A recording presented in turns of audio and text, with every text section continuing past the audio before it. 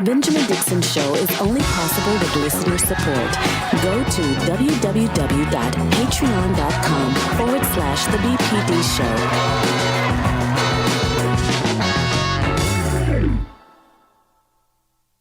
It's April 19th, 2022, and welcome to the Benjamin Dixon Morning Show.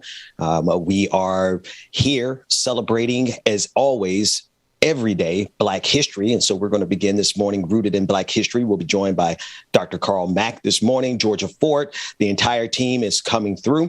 Good morning to everyone on Facebook, YouTube, Twitch, Twitter, wherever you are streaming from. Good morning to you where you are. Leave a comment in the comment section. Be sure to hit the share, like, and if you haven't already, go ahead and subscribe. Good morning to our partners at ACT TV, where they encourage you to do more than watch.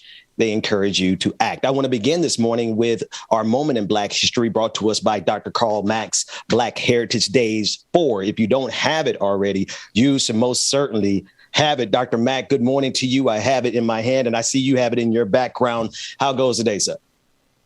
My brother, I am a warrior right now. I am doing a tremendous amount of research for a couple of other Black history calendars, an all women's calendar, and then now I'm doing an all sports calendar. So I'm not getting a whole lot of sleep.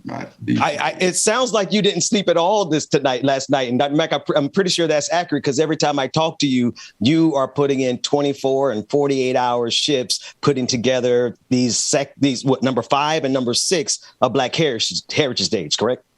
Yeah, correct. Last night, Ben, and I'll just give you just a little on one of the stories. So last night, I'm looking up Don Barksdale.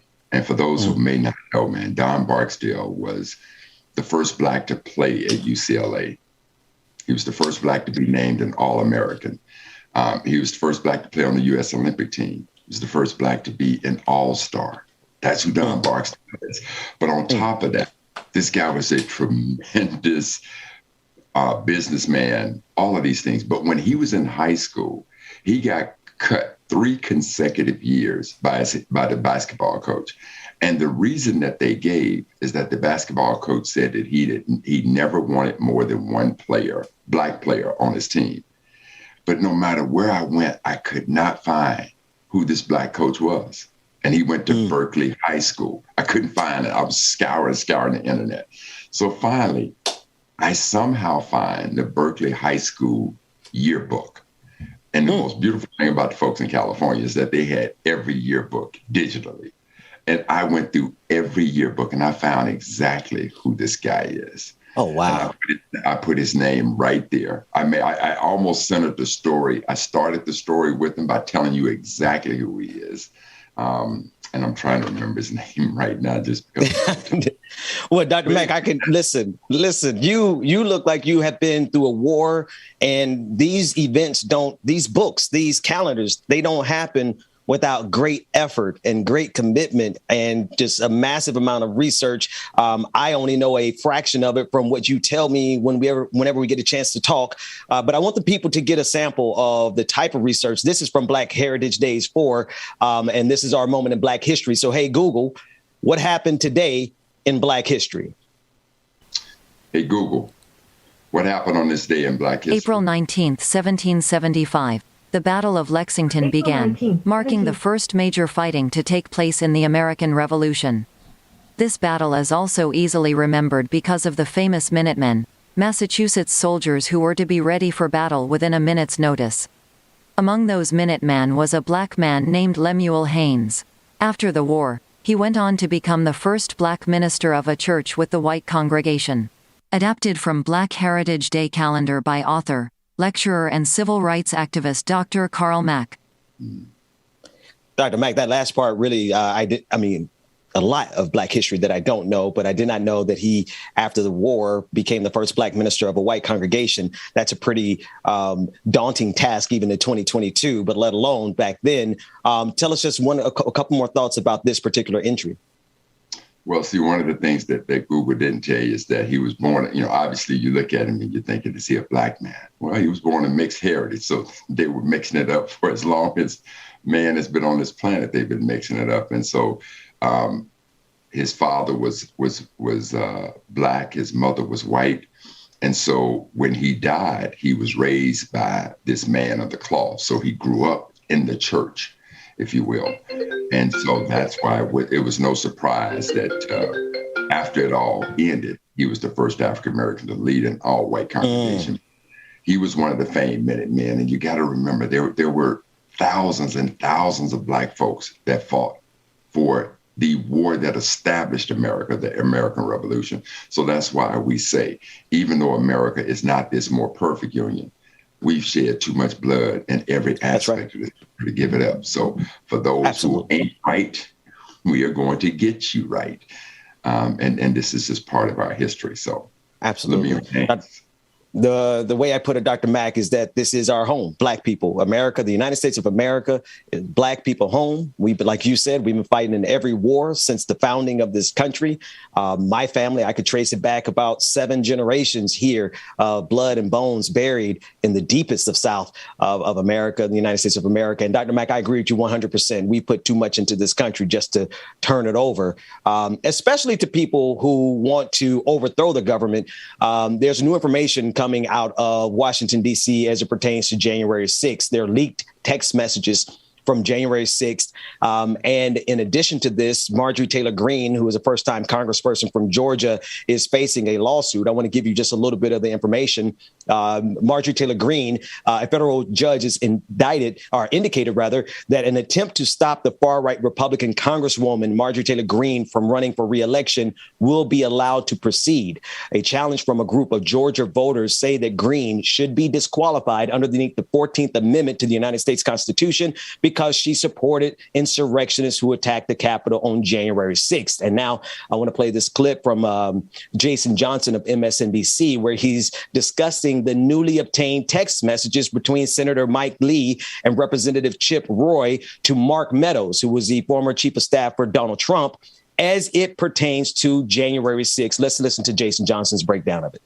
Seeing just how deep the plan to steal the election of 2020 was.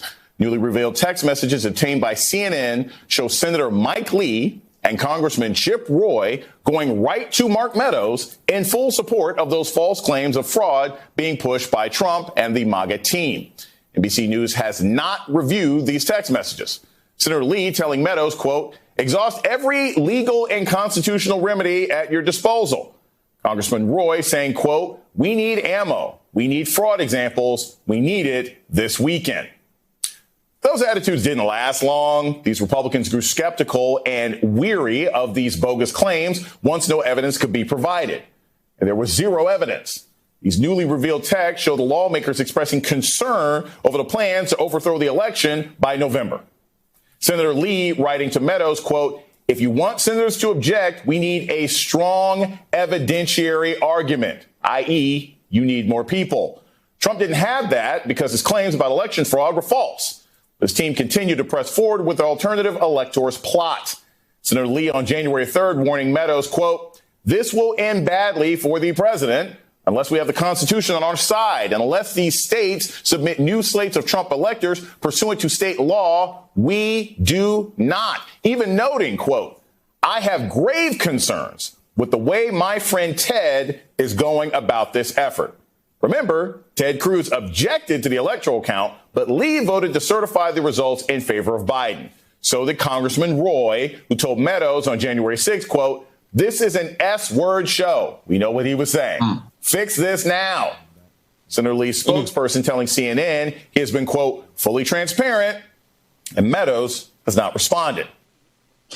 Dr. Mack, there's a lot of information there, but it's definitely clear that they knew President Trump, Mark Meadows, and the Republican Party knew that what was happening on January 6th was not only fraudulent, but against the Constitution. What are your thoughts?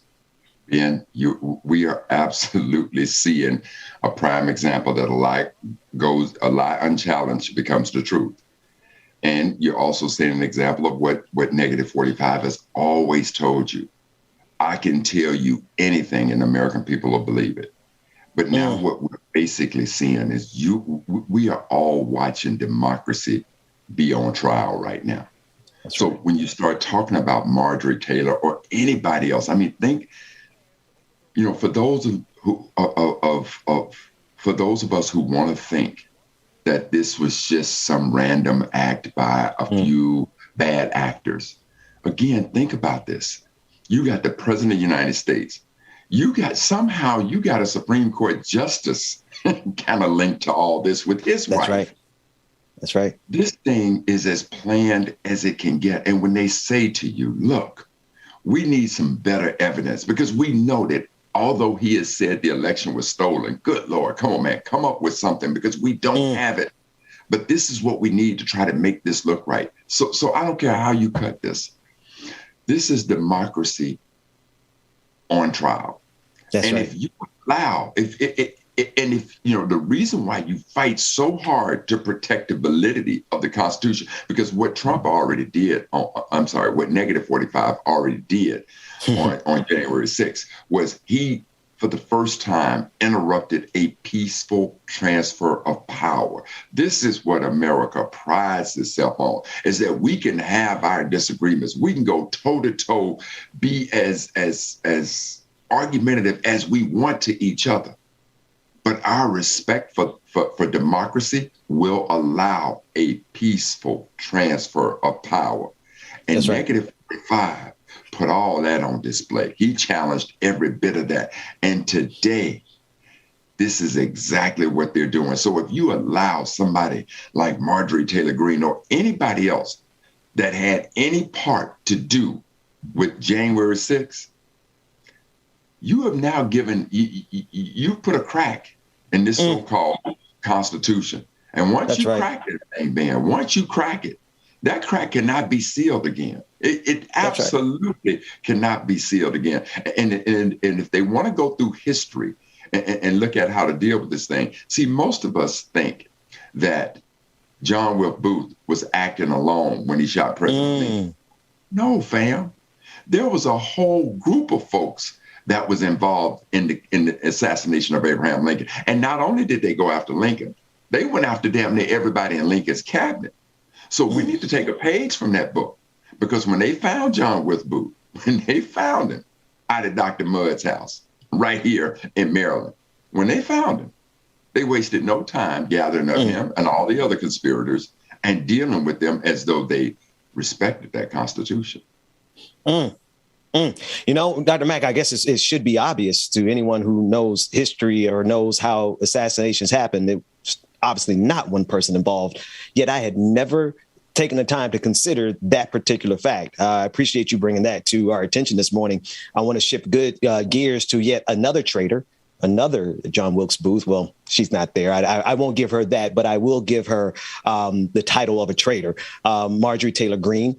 She is going to have to testify. And Dr. Mack, she can't quite believe it. The challenge from a group of Georgia voters says that Greene should be disqualified under the 14th Amendment to the United States Constitution because she supported insurrectionists who attacked the Capitol on January 6th. I want to take a listen to this clip of Marjorie Taylor Greene on Tucker Carlson discussing the fact that she might actually have to be held accountable. But I have to protect myself. I have to go to court on Friday and actually be questioned about something I've never been charged with and something I was completely against. And so this is how far it's going. These leftists, these progressives who would they'd rather have the judge or bureaucrats making decisions instead of voters. They want to hand that over to them and not let the people in my district even have the right to vote for me. But no, the Republican Party. And she can't believe. She simply cannot. Dr. Mack, why do these people really believe that they are above accountability? Because I look at her eyes and I listen to the exasperation in her voice. She's flabbergasted. Like, how does a white woman who's a conservative have to be held accountable in the United States? Yeah, but I'm also tell you this. If you listen to her voice, you'll also hear some fear, some concern in that voice as well. Because normally she's far more arrogant about that. But see, this is an example of this right wing guy, David Jones, same thing. David Jones comes out and he says that Sandy Hook's a hoax. Oh, Alex Jones. Yeah. Alex Jones throws everything out there that it's just a hoax, and now don't feel like he needs to be held accountable. See, this is called accountability. And you have to trust and believe. If you are going to protect any document in this country, You better protect the Constitution. That's right. And this cruelty eating heifer to be a part of all of this, and now think that she does not have to be held accountable. Well, see, you're right. You can't put it no better. That's white privilege at its best from a Karen. Right. How dare you think that I am going to be held accountable? But in this situation, everybody who's been a part of this thing, this is why when this goes down, and it's got to be deep, Ben, because those folks at the time.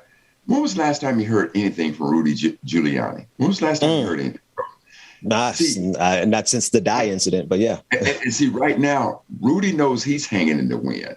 All of them know that Trump has now turned his back on all of them. That's right. This woman, I can hear the concern in her voice. And look, we need to allow this thing to play out. But again, trust and believe, we're absolutely going to turn this into a soup sandwich if we allow these people to continue on. It's funny that you brought up Alex Jones, because just yesterday, Alex Jones and InfoWars and several companies associated with them all filed for bankruptcy amid the Sandy Hook lawsuits. CBS News is reporting that several companies owned by that far right-wing radio host Alex Jones has filed for Chapter 11 bankruptcy protection. The news comes amid several high-profile defamation lawsuits brought against the radio host. For those who aren't familiar, Chapter 11 bankruptcy allows businesses to continue operating while they prepare a turnaround plan by pausing any pending civil litigation. So this is giving him a level of protection so that they can do whatever maneuvering they have to do. But according to court documents, the companies that filed for bankruptcy were InfoWars Health and Prison, Planet TV. They have a TV station in the prisons. I didn't know that. And in the filing, InfoWars claims that it has assets of only up to $50,000 and liabilities up to $10 million. Dr. Mack, you called it, and we were headed to this conversation because there was so much leverage given to Alex Jones across media platforms, across Facebook, across social media, and he really did make his hay off of the defamation and one of the most tragic things in this country's history, Sandy Hook. He used that as a stepping stone to build his empire, and now he's having to file for bankruptcy. And man, look, I haven't watched very much news these days. I am so locked into this research. I just, so for you to bring this situation up is amazing. Serendipitous, right? It's perfect timing. Amazing. But again, these are people who believe that they can do anything and say anything and not be held accountable. And I'm going to tell you again, the outlandishness, the foolishness of this is what Negative 45 brought to bear here. I mean, you got to go back. When videotapes surfaced of Negative 45 telling you that he grabbed a woman in her private parts, and all of these, I mean, just all the vile stuff that came out of this guy's background. And he still got elected president at that point. Every undercover Klansman knew, I no longer have to wear my sheet. Every vile Karen, whoever thought that I know how to get at black men, every Republican, every white person who ever believed, or black person for that matter as well, because we've seen some of them coons. But every one of them realized, as a coon, I can put the taps on the bottom of my shoes and I can go ahead and dance this jig for massa now. I can do this right here in the open room. I don't have to be undercover no more. That's right. 45 showed them how to do all of this. To your point, Ben, Sandy Hook was an absolute tragedy in this country. Parents lost babies. That's right. Parents lost just babies. Before Christmas, Dr. Mack. I mean, not that any time matters more than the others, but December 14th, I remember where I was when it happened. But please continue. That was a horrific day. So, Ben, look, the coach I was trying to remember at Berkeley High School, his name is James Eadie, E-A-D-I-E. And what's amazing is that Barksdale, when he was at UCLA, he couldn't play at Beverly Hills High, but he gets the first scholarship ever offered to a black, and he plays there. He's 8 months into the season when World War II, he is drafted and he has to go fight.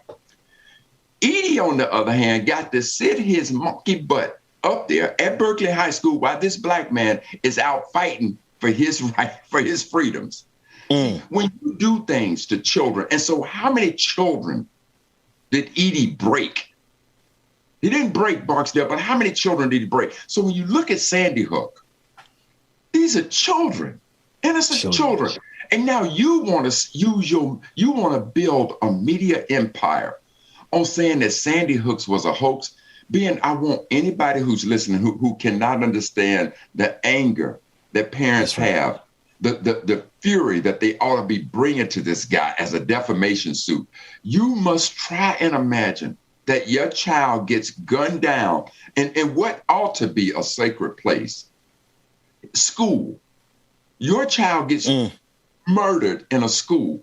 And now this guy is trying to build his media empire and making millions, arguably millions of dollars off of selling the conspiracy.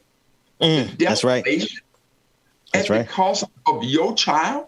No, Ben. They should sue every part of him, everybody associated with him. Because, Ben, I'll tell you this. Let's assume that he built this tremendous following. And I, as a company, wanted to advertise to his followers. And I'm listening to what he's saying. I'm listening to his rhetoric.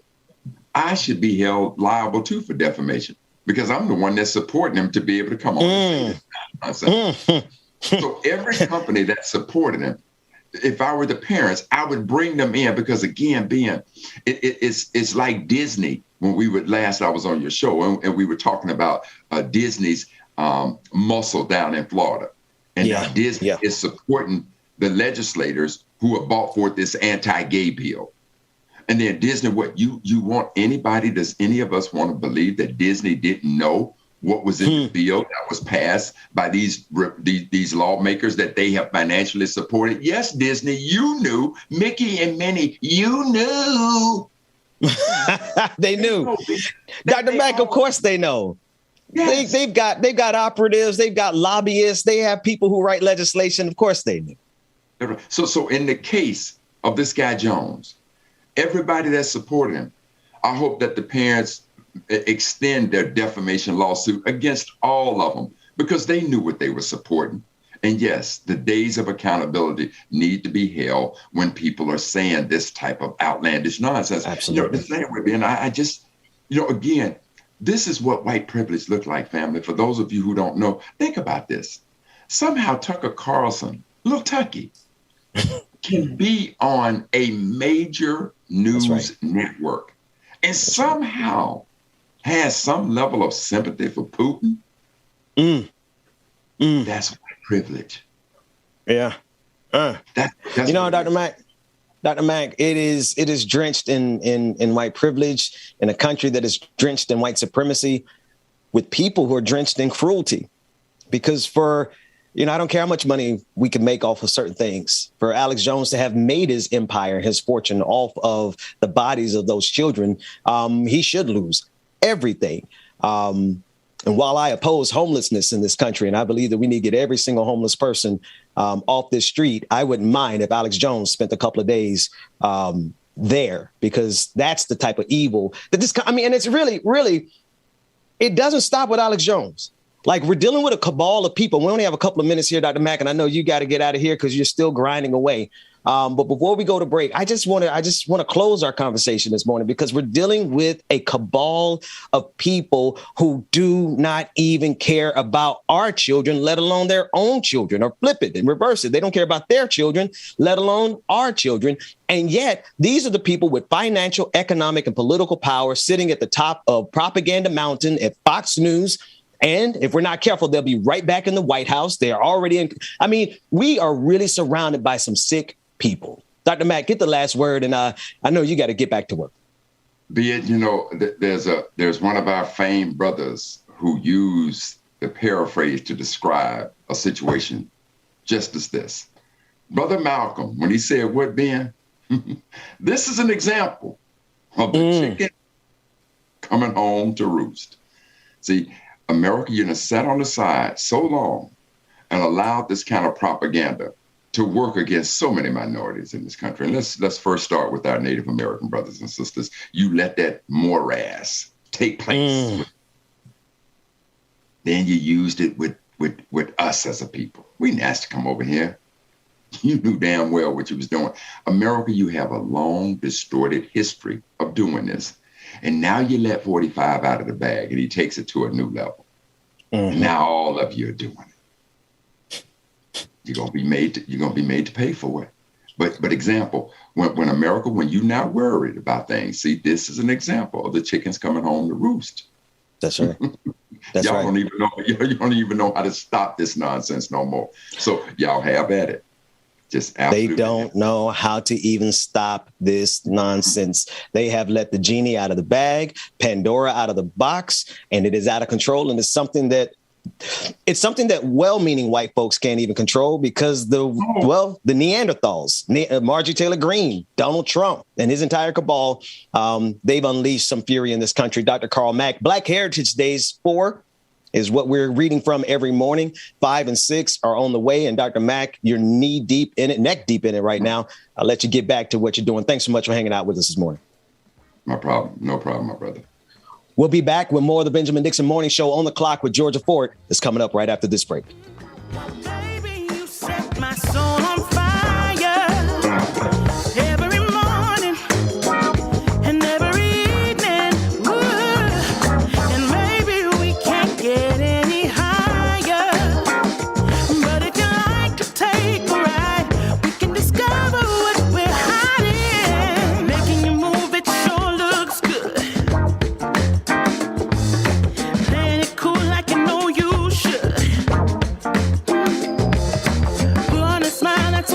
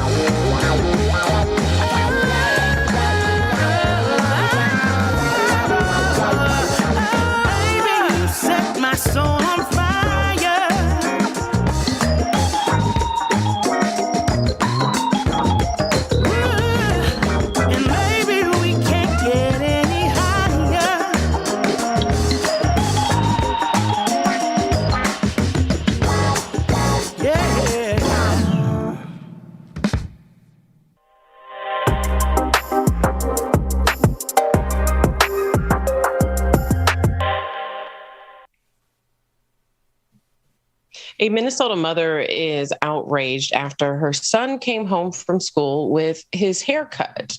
She sent him to school and he had what many would call a little fro.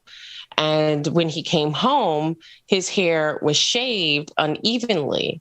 This is a result of a teacher doing so without her consent. I had a chance to speak with her, and she's at the time, hoping to get some legal support, an attorney to help her, but she has removed her son from the school. There has been an outpouring of support from other educators, from barbers. It was a pleasure to hear yesterday that her son got to go in and get a fresh haircut so that he can start his new school today looking and feeling good.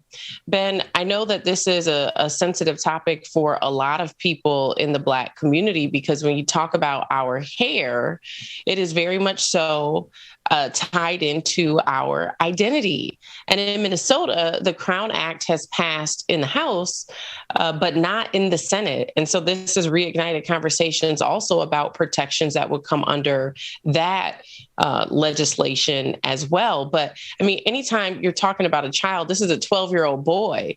And I think the school's argument in this case was that the boy said he didn't like his hair.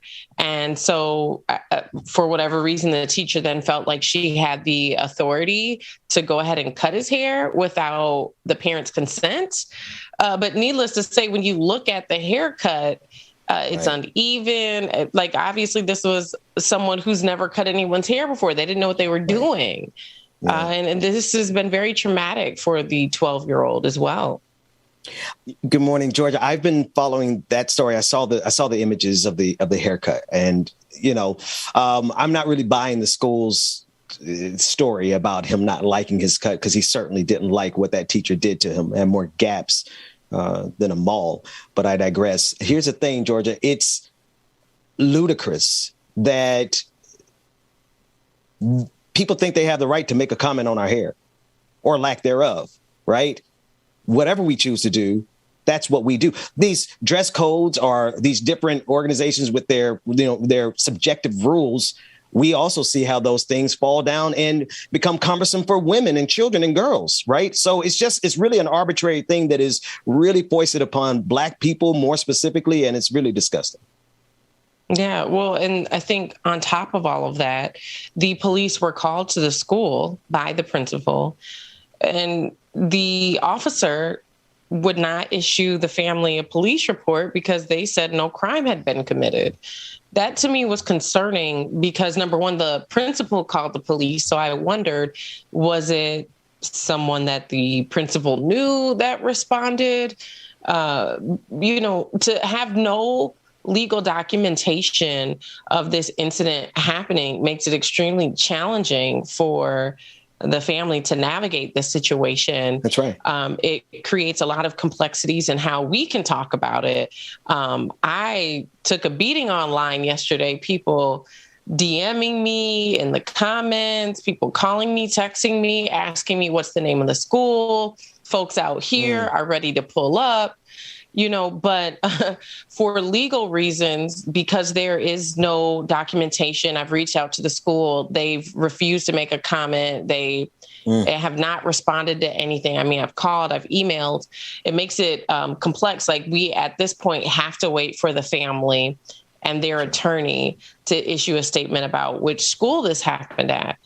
Regardless of the point, it serves as a conversation starter about what's happening in classrooms to Black students, because this isn't the first time we've heard a story like this.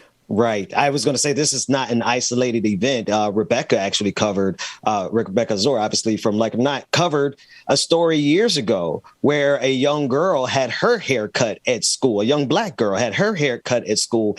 And it's like, who do these people think they are to make a judgment call on someone else's child's appearance if you simply don't like their design or you think it's too ethnic or too Black?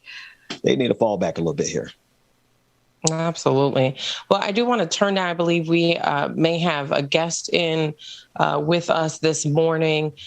She has been covering a lot of the protests that have happened here in Minnesota. Her son's father was actually killed by police. And so she's been at the forefront of the fight for justice. But, what was really alarming about 2 weeks ago on the 1-year anniversary of the death of Daunte Wright, her son was with his friends. They were walking to McDonald's near their home, and they were wrongfully detained. They were placed in handcuffs. Joining us this morning is Tashira Garraway. Tashira, thank you so much for being with us. Can you update us? Because I know we've been following this story on social. Your son was wrongfully detained. How have you engaged with the Maplewood Police Department? What has their response been? Have they offered any reconciliation for this? No, they haven't. And it's actually really disturbing because one of their officers went on to do a press conference, and he talked about how he was proud of how the officers responded to the children, and because they were calm for a little bit while they were handcuffing our children, a 10-year-old, two 12-year-olds, and my son, who's 16, who had walked the little kids across the street to McDonald's with their parents' permission. And he was just walking them back home. And so they said freeze to the kids, and my son stood there and the other little girl did. But they had no reason to handcuff those children, to throw them in the back of squad cars with a barking dog. One of the children has stated that she's seen the officer grabbing at his gun, and he actually undid the gun in the holster. And because I remember when I was out there trying to get the children out of the vehicles, the little girl started screaming hysterically. And I thought that she was screaming because she was already saying that the cuffs was too tight. But then she got quiet for a while. And then next thing I know, she started screaming hysterically again. Or the first time she was screaming, saying they're too tight. But this second time, she was going hysterical. And I just found out, she said she's seen the officer grab at his gun and flick open the holster. And I guess because I was yelling, because I was upset, because I was trying to get those kids out of handcuffs and out of the back. They didn't do anything wrong. They had the wrong children.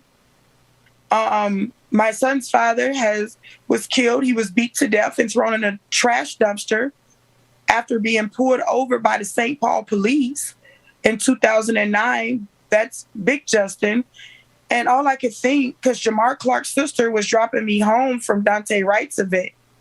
So all I could think about was, I just need to get to my son when he called me. And Katie Wright, Daunte Wright's mother, said to Shira, the only difference between me and you is you made it to your son alive.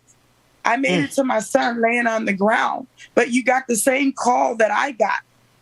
Because my son called me saying, Mom, I'm in the back of a squad car. They have me in handcuffs. They said I had a gun. They seen me with a gun. Mom, I don't have a gun. I didn't do anything. Mom, please come help me. And I could hear something break in my son. And he was crying. And as a mother, yes, when I got there, I was furious. Because, I'm not one of those moms that's always on their kid's side or anything like that. But I know my son, and I know that I needed to get there because the more that he sat there with a situation he had nothing to do with, being accused, they said he fit the profile. They said the kids fit the profile of somebody they were looking for in the area. And it's like a 12-year-old, a 10-year-old, and a 16-year-old, two 12-year-olds, a 10-year-old. They had a 10-year-old. And it was unnecessary and uncalled for. And then they made it seem like I was blowing it out of control and it just was a lot of gaslighting. But I'm doing what I have to do as a mother. They told me when I was out there that night, the officer said, I'm just doing my job. Well, I'm just doing my job as a mother. That's right. That's right. That's right. You know, this is such a difficult story. We're sending our heart out to you because I just can't imagine, to all the families, a 10-year-old in handcuffs. I like to ask, what was did they ever discuss about what was so egregious? Who were they chasing and what were they chasing them for such that they had to arrest or detain a 10-year-old? Because it better have been something spectacularly dangerous, because otherwise there is no justification for putting children in handcuffs. Well, so they were looking for someone in the area because they claimed they heard gunshots. The problem is that the video or whatever they have of some other kids, not our children who they detained, the video that they have, they don't even see the kids they claim they were looking for, which were way bigger than our children. They are not seen on the camera doing anything wrong themselves. They see some kids walking and then they heard a loud noise and they suspected that it was gunshots. And then they seen 4 minority children, 3 Black kids and a little Mexican kid, which was the group that this little boy here that you can see. They seen them walking and just said, freeze, just stop them. The kids were cooperating with them. The first 2 little kids did run, the 10-year-old, because they were afraid, because another boy, the little Mexican boy that you see in this photo here, his brother just got killed in a police chase a couple months ago. So they were scared and they hid under U-Haul. There was a U-Haul place over here, and they hid under a U-Haul truck. And that point that you make about, Marcos's his brother was among the kids. The thing that bothers me here is that these children, and even your son, was friends with Marcos. So Marcos was one of the teens who was killed in a high-speed chase in the same city a few months ago. And so, while we don't have any solid evidence that can say that these children are now being intimidated by the police, it is very odd that out of all the children in the city, you go and you start wrongfully detaining children who are either related to or friends of the teen who was killed in a chase. To me, I just think that, the connections there are very odd, and they're so odd that I don't think that we should easily dismiss them. I'm not making any accusations saying that they are, strategically targeting these kids, but it is very odd, and you can't tell me that it's not. I do want so people can get a better context and understanding of what happened here. I do want to play some of the video and let you guys hear the way in which these officers were interacting with children. A 10-year-old, 2 12-year-olds, and a 16-year-old. They were treating them like they were adults. And what bothers me from a media standpoint and as a journalist and covering this, something Tashir pointed out, is that when the police released the body camera footage of this incident, and I understand because they're juveniles, but they made the blur so big that it's hard for you to even see that these are children that they're interacting with, which also then in turn makes it very difficult for you to have empathy and understand just how young these kids are. Take a look at this video and then we'll come back and talk about it a little bit more. The other day when I got the call from my son and he said, "Mom, where are you? Please come. I'm in the back of a squad car. I've been arrested for something I didn't do." This is a lot to take as a mom. This is the mother that was there. When I got there, she was trying to plead because they had her 12-year-old daughter. And they asked her for her 12-year-old daughter's name. And she said, "No, you're not going to put my child in the system." I will give you guys I will give you my name. And no, y'all not about to put my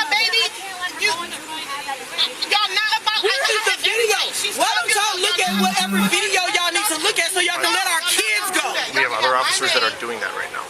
She's scared to go to school because it's the officer that works at her school. So I don't want to make her to, go to school, but what else can she do? She can't not go to school because she's scared. And nowadays, you guys have to teach. I have to teach my child what to do and what not to do by the, for the police, not to hurt her or anything like that. That doesn't make no sense. And I'm scared for her. Me and Trayvon ran because we got scared. We got scared, but we had enough courage to go back because we saw the big kids there. And then, we came back. And that's when we were just talking. That's when another cop came. That's like, okay, it's time's up. You got to put your hands behind your back and you guys arrested now. After the first time they checked them, they checked them twice. They checked them once, had them sitting outside, and then they said, okay, we got to, check you again and put your handcuffs. Who are them girls? This is a baby, y'all. This is a baby. Y'all out here. This is a baby. They want to desensitize our kids, so then when they start locking them up, over-incarcerating them, harassing them in their schools, in their community centers, that it's seen as normal. Oh, I'm black, this is supposed to happen to me. I'm brown, this is supposed to happen to me. This is what my life looks like. This is what it looks like when a fascist state suppresses a people and keeps a people in the place that they say they're supposed to be at. We got to stop this. Here's the thing. I understand people get outraged when they see incidents where people are killed by police, as they should. But if we don't start addressing these situations, the wrongful detainment of 4 minors, if we don't start addressing these situations and taking these situations seriously and holding law enforcement agencies accountable for harassing our kids, then we are allowing a culture in police departments to be fostered that will continue to produce the outcomes in which it has. Tashira, I know that this, has been very traumatic for your family, but can you share in your own words the impact that this has had on your son and how you as a mom are creating spaces for him to process, to heal, and overcome this incident? Well, prior to this whole incident, because of what happened to Big Justin, his father, like I said, Justin Tyen, the father of my son, he was beat to death and thrown in a dumpster by the St. Paul police in 2009. And so for years now, I have been fighting to stand up for all of this. And I started Family Supporting Families Against Police Violence, a support group for all the families. So I work with many families, including all the high-profile cases you've heard of. I work with those families to provide support services to those families. And it's really hard and hurtful right now because I have been on the front lines, but right now I honestly don't even really have the strength. I'm afraid for my son. Because over any job or anything that I have out here in the community, I'm a mother first, Right. And to see those tears roll down my son's face when they opened the door of the police car, again, where they had dogs barking. And anybody ever been in the back of a squad car, it looks like a jail already. And my son is a good kid, My son doesn't have a history. He doesn't have anything. And so for my son, they told my son, we seen you on a video shooting a gun, and they never seen that. They were convinced that they had whoever they were looking for. They weren't asking questions. Like they're trying to make it seem in the media that they were just asking the kids a couple questions. That's not the case. They were convinced that they had whoever shot a gun in the area. And so I'm just hurt. I'm very hurt for my son's sake as a mom, because the mental health things that he has to go through. He just lost his best friend with the police being involved 6 months ago. He lost his father to the police. And it's like, how much can anybody take as a mother to know that my son had to be hospitalized twice after his friend got killed? And I'm just scared of what the future holds here in Minnesota for my Black son. I have plenty of space in Florida. Please, this is a lot. And we're just viewing this through the computer screen. One of the comments in the comment section definitely is pouring their heart out to you, because they want you to know that our community supports you and your family and everyone that's going through this. One of the comments suggested that is there any type of mental health counseling, any type of post-traumatic stress counseling available to you and your family and your son? And then another question from our audience wanted to know, what can we do to help you all? Well, one thing, yes, I do have a mental health counselor for my son. He's just struggling with, one thing he talks about is somebody that he can relate to. And, as we know, we don't have many. We have some, and that's what we're trying to seek out, Black mental health providers. It's a waiting list here. It's a lot. And I've been just working with my son even before this, because when his best friend got killed, everything just really, he was already struggling with the loss of his dad. He's at that age where it's all starting to hit, that he doesn't have a dad. And when he lost his best friend, that just really made things spiral. But I'm doing, and I'm fighting, and I'm praying my way through. And I'm doing what I have to do to protect his mental health space. But it seems like every time we go forward, they help us take a few steps, quite a bit steps back. And as far as anything that you guys could do, if you guys would go on Facebook and follow Family Supporting Families Against Police Violence page. Yes. Because when you follow that page, you'll see our events pop up, Family Supporting Families Against Police Violence. You'll see our events, and you can also press, and you can send me messages on there. Family Supporting Families Against Police Violence. That's how you can reach me. If you send a message, it'll come straight to our email. And then also fsfapv.org is also the website, and fsfapv@gmail.com is where we can be reached as well. You can, because all of the messages come straight to me or my assistant. But there's different ways, depending on your capacity, that people can help. And just even coming out to the rallies, because we're going to be doing rallies for the kids. So just showing up is a lot of support. I'm struggling to get people to come to the rallies and stuff for our families nowadays, because, so thank you. No, that's definitely something that we can assist with. Everyone who's watching, please go to those social media sites right now. Follow, like, subscribe, support, leave comments of encouragement. I am, Georgia, give this back to you. I am just taken aback that we are at the stage of imperial decline, where we have to have organizations of family members supporting each other against police violence, because police violence is so ubiquitous in this country. It's everywhere, every day, all day. We've all been harassed at some level. And now we're at the point where we have to have support group organizations. It is appalling. And sister, we're praying for you. We're pouring everything we can for you, but we're also going to give you some logistical support. We're going to get in there and do what we can. Thank you. Absolutely. Thank you so much for having me today. Thank you. Absolutely. Thank you so Georgia, much, Shashira. Shashira's been on the front line so much. And so I really appreciate you calling in, and we are here for you. Anything you need. Absolutely. I appreciate you all so much.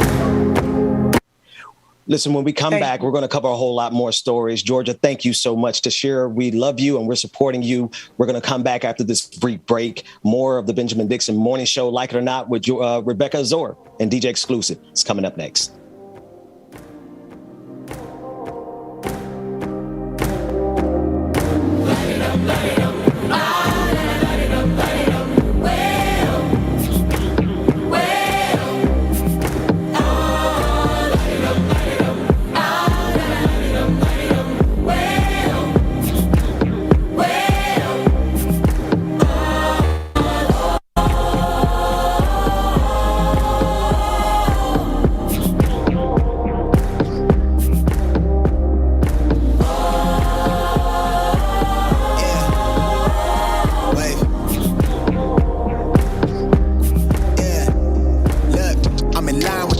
I'm in sync with the earth.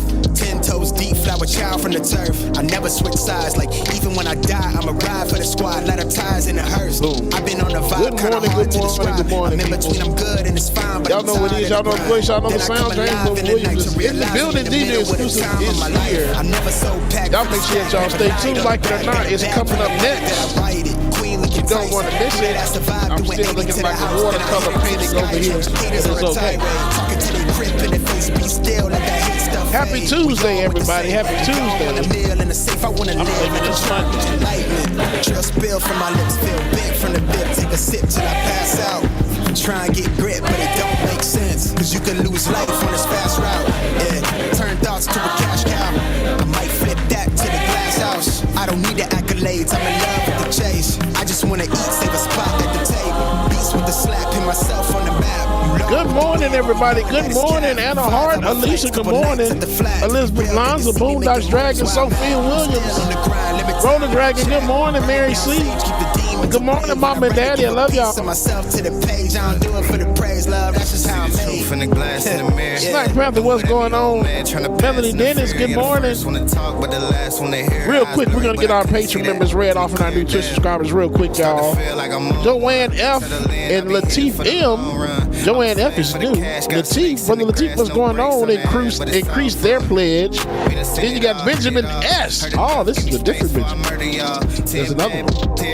TYT Engaged resubscriber. They've been subscribed for 2 months. JN Lee 1981 resubscriber. They've been subscribed for a whole year. All right, JN Lee, appreciate you. And when there are 15 resubscribed, and they have been subscribed for 8 months.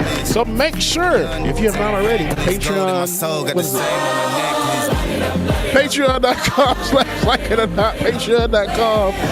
The BPD show. Man, I'm about to forget everything. Y'all stay tuned, man. Like it or not, it's starting up next here on the Benjamin Dixon Morning Show. I sound so nasally. I don't like it. Amber Layla, good morning to you.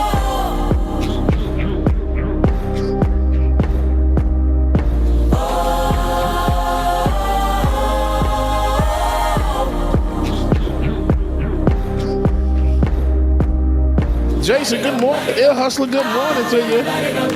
Truth Dragon.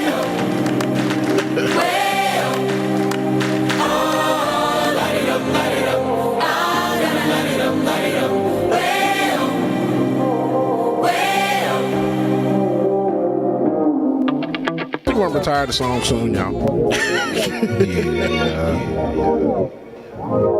Y'all know what time it is. Good morning, y'all. Get your coffee and tea, drink whatever it is you need. It's time for Like It or Not, y'all. 9 a.m. to 10:30, yeah. Like It or Not is on your channel, yeah. Politics and culture, it's we change skin like we supposed to, yeah. Interviews and all the news, we get to choose what gets the views. Like It or Not with Queen Azor, it's starting now, so stick around. Like it or not, it's going down. Like it or not, y'all stick around. Oh, Rebecca Azor is coming through. You know she got a good story for you. Oh, damn it, I just burned my Hawaiian pizza. Maybe I should have cooked it on a low hot temperature. He's a politics pro. Your DJ exclusive. Y'all know who I am. I stay dropping them jams. Like it or not, it's going down. Like it or not, y'all stick around. Oh, like it or not. I turned down a job where I would be paid in vegetables.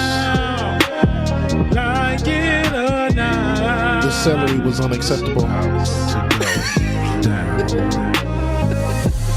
Like It or Not with Benjamin Dixon starts now.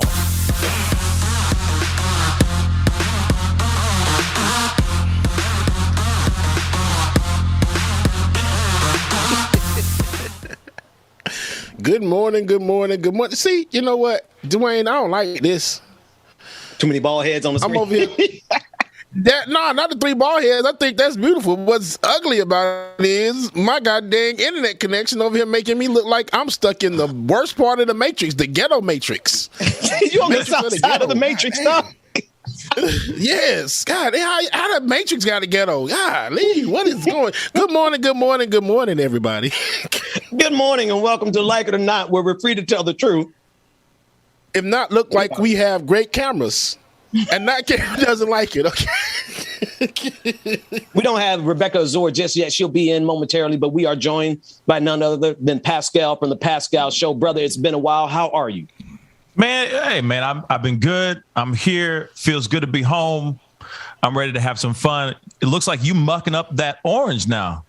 You know what I'm saying? Man, when we cut over to Like It or Not, I totally throw it's a totally different show, right? We do it differently. We act differently. We just ourselves. We don't have to, so yeah, I just ate an orange live on air and I have a whole half left. And I'm going to get to that momentarily. Good morning to everyone. Facebook, YouTube, Twitch, Twitter, everywhere you're watching and streaming us. Good morning to everyone at Act TV, where they encourage you to do more than watch. They want you to act. Rebecca Azor, like I said, will be joining us momentarily. Pascal, have you seen the movie Ocean's 11? Of course I have. Yeah, of course. Who hasn't, right? James, I know you said it's one of my favorite movies. Of course. 11, 12, 13, and 8. I didn't see 8. There's an 8? That's the females. You don't need to. You really don't need to, bruh. No offense. I mean, all about women empowerment and all that stuff, but that movie's trash. Woo, sir, you just kind of put me in a predicament. Now I got to go watch it and find out why it's not trash. Come on, man. It can't be that bad. Rihanna's in it. That's about the best thing. Rihanna. See, now I'm definitely going to see it. God bless you. Good morning to Rihanna in your respective places. Let's go with this story about some thieves. 4 guys planned a home robbery in Hollywood Hills. It is along the lines of a Ocean's 11 styled heist. Even though they weren't going after a casino, they were going after a home. Let's take a look at this clip and get more information. Wow. These guys were very bold, these suspects. There's a sign outside of the home saying there is surveillance and there are cameras, a lot of lights as well. We'll go ahead and show you the neighborhood this happened in. Here is a map. It was right around 11:15 last night here in the Hollywood Hills near Mulholland Drive and Pacific View Trail. And as I said, the home has lights, motion detectors, and cameras, and that did not deter the suspects, nor did the owner's dog. Now, this is the video of the suspects. You can see them coming in through the garage, at least 4, possibly 5. They get into a guest bedroom as well. Now, the owner believes the suspects used a screwdriver to get the garage door open. He says they saw one camera and turned it, but did not see the other. The owner tells us he was watching TV when his dog barked. He also heard something on the roof. Thinking it was possibly a raccoon, he checked the security cameras, and that's when he saw someone inside. The video showed the suspects inside the garage going through drawers, cupboards, and closets, tearing things apart. The owner called 911 and officers told him to lock himself in the bathroom. He believes the suspects saw him, though, which is why they fled. I was panicking, so I leaned out my head out the bathroom, which looks out the living room, and if they were coming through there, they would have saw me. And when we played the video back, there were 5 people just racing out, like fast. So they obviously saw me. Another video shows police arrive. New rule. We're not going to take descriptions from dramatic journalists or whoever made this headline up. That's just a break in an entry. That's not an Ocean's 11 style. Ocean's 11 style heist. That wasn't nobody's heist at all. That was a breaking and entering. It was Ocean's 11. A standard Friday night in Pompano. What are they talking about here? It looks like one of them thieves went in there and used a butter knife to get to Jimmy a lock or something like that. So they're talking about Ocean's 11. Okay, there's a bar set. Okay, George Clooney set the bar pretty damn high. Okay, it was high. Okay, these guys. He had the little man who had to get inside of the. Remember the little guy who had to get inside of the container with the oxygen mask in order to stick? These guys used a screwdriver to open the garage door. Thank you. They had a Cirque du Soleil acrobat. They had a Cirque du Soleil acrobat flipping in and out and all that stuff. You know what I'm saying? Like, what? Bro, what is this? That looks like okay. I need to know who titled this. Which reporter on the other? Because we get this information and we digest it. Sometimes I watch the clips beforehand. Had I watched this clip beforehand, there's no way I would have let us go with that headline. But this is an even better story. Some journalists in this city, what city is it? KTLA 5. That's LA, right? Yep, LA. Ocean's 11. Ocean's 11. Real talk. Whoever got this, put this story in there, I'm calling shenanigans because this. What is this? What have we become? These are thieves. That's it. Them thieves. Thieves. Okay. This is Tekashi 6ix9ine and his crew coming through. One of them look like Pascal. These are my homeboys. I ain't even gonna say my homeboys. These is random Johnny from down the street at the corner store right here. It's like I ain't gonna say Tekashi. Look, that's Pookie and Ray Ray coming through. That's Pookie and Ray Ray. I updated the headline for y'all. Thank you.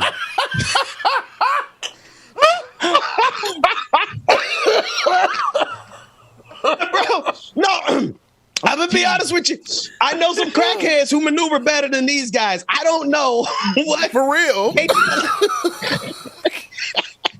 There's some dudes I know around the corner in Boynton, man. Get by that boy. They know how to break into something. They will actually use your code. They will get your code and get this. This, on the other hand, looks like some guys who were on meth decided to go on a joyride. Oh man! Whoever wrote that title, first off, what the media will do just for a few clicks. That's number one. Number two. That's it. No one saw Ocean's 11. None of them saw it. I was expecting when you said Ocean's 11 style home invasion or home burglary. I was expecting somebody to be descended crawling on the roof or some shit.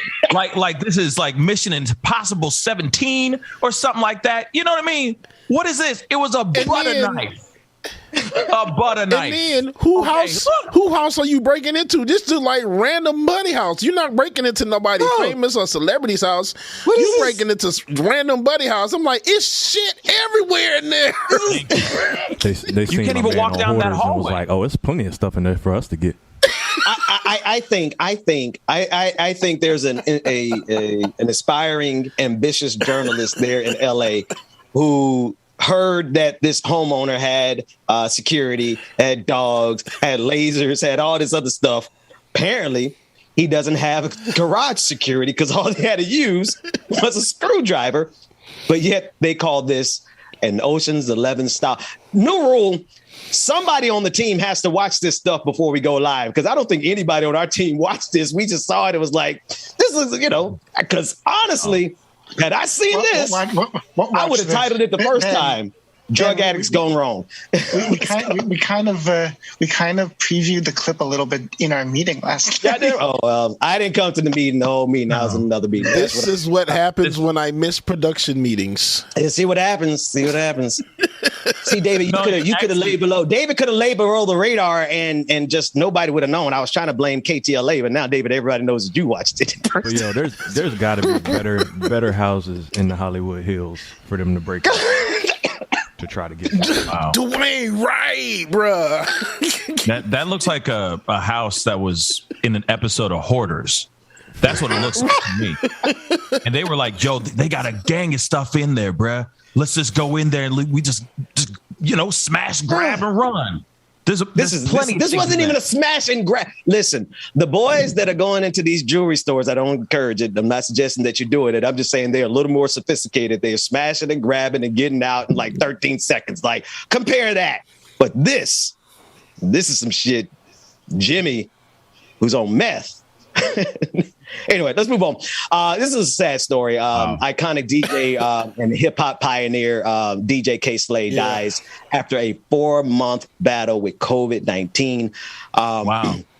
Yeah, the People magazine is reporting that the pioneering hip hop icon died at the age of 55, so young. The disc jockey, the DJ, and record executive, real name Keith Grayson, died on April 17th after a 4-month-long battle with COVID-19.